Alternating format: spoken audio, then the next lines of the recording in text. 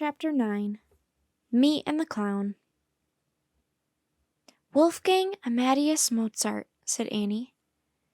"Yeah," Jack sighed, "and right now he's just a little kid." "So I guess we did our mission," said Annie. "Remember what Wolfie said to Nan? He said we made him love music again, so I guess we put him back on the path to giving his gifts to the world." "Yep, and now we can leave," said Jack. "Whew!" He was ready to get out of his fancy clothes and wig and go home and have a good dinner. "Let's go say goodbye to Wolfie," said Annie. As Jack and Annie started toward Wolfie, Her Imperial Majesty was laughing at something he had said. "You are truly a young magician, my little Wolfgang Mozart," she said. "No, not me," said Wolfie. "Jack and Annie are the true magicians." "Who?" said Her Imperial Majesty. "Over there," said Wolfie, pointing across the room. "Jack! Annie!" he called. All eyes turned to Jack and Annie. "Look, it's Jack of Frog Creek," said one of the Imperial children. Jack froze, horrified. "Jack is a clown," said Wolfie, "and he plays magic music on his flute, and Annie sings beautiful magic songs. I just heard them." "Really?" said Her Imperial Majesty. She raised her eyebrows. "Well, Jack and Annie, perhaps you will perform for all of us here as well?" Everyone was silent, waiting for an answer from Jack and Annie. Well, you see," Jack began. "Sure," said Annie with a big smile. "We'd love to perform for you." "Oh, no," thought Jack. "Yes, sing for us, play for us," said Wolfie, clapping his hands. He ran to Jack and Annie and pulled them toward the front of the room. Annie leaned close to Jack. "You play, I'll sing," she whispered. "But the flute won't make magic anymore," said Jack out of the corner of his mouth. "Do the best you can," whispered Annie. She smiled at the crowd. Jack could hardly breathe. "This is worse than facing the leopard and bear," he thought.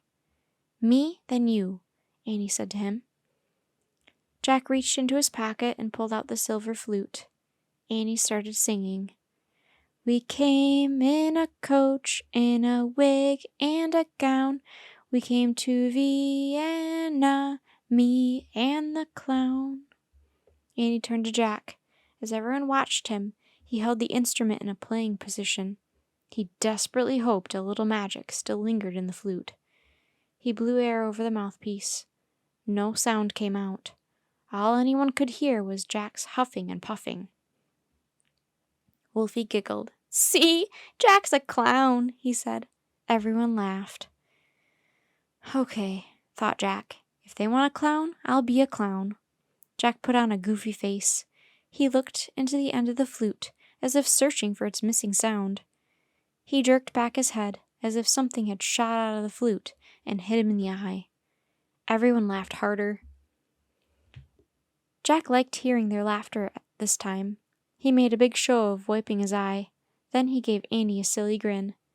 Annie shook her head and sang, "My brother's a fool, he's always around.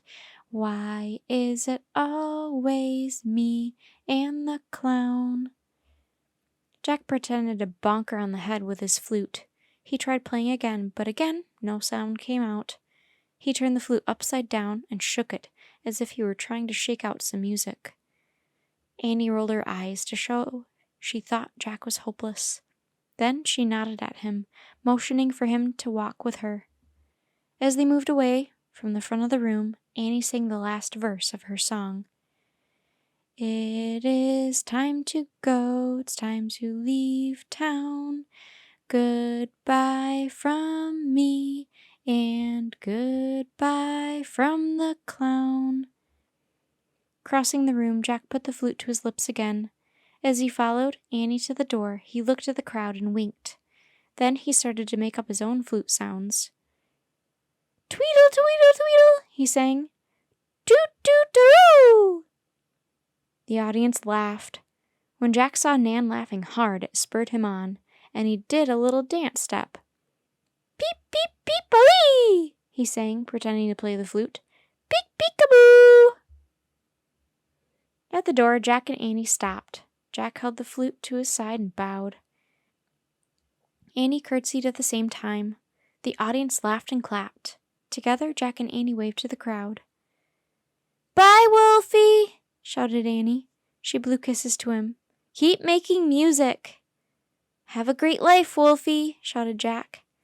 "Bye, Jack! Bye, Annie!" yelled Wolfie. "I promise I will never forget you." Jack bowed very low, and Annie curtsied again. "Rise," said Her Imperial Majesty, laughing. Jack and Annie straightened up, waved one last time, and slipped out the door.